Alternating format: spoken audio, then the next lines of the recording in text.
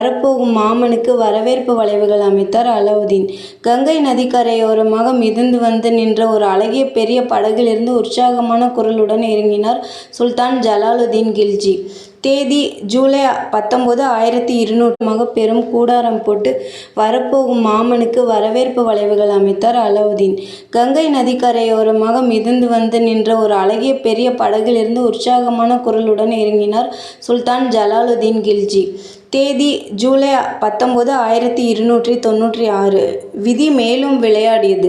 மருமகன் கலவரப்படப் போகிறான் என்று நெகிழ்ச்சியுடன் நினைத்த அப்பாவி சுல்தான் ஜலாலுதீன் தன்னுடைய படை வீரர்களை அழைத்து செல்லவில்லை. நெருங்கிய ஆலோசகர்கள் சில அமைச்சர்கள் மட்டுமே கூட இருந்தார்கள்.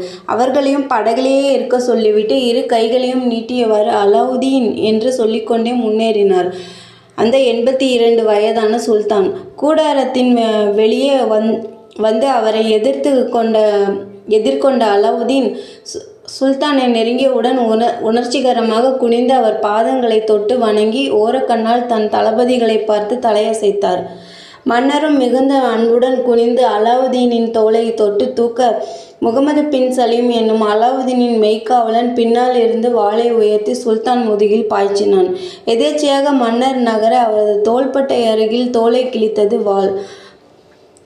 அலறி திரும்பிய சுல்தான் துரோகி அலாவுதீன் என்று கத்தியவாறு தட்டு தடுமாறி படகை நோக்கி ஓடத் துவங்கினார்.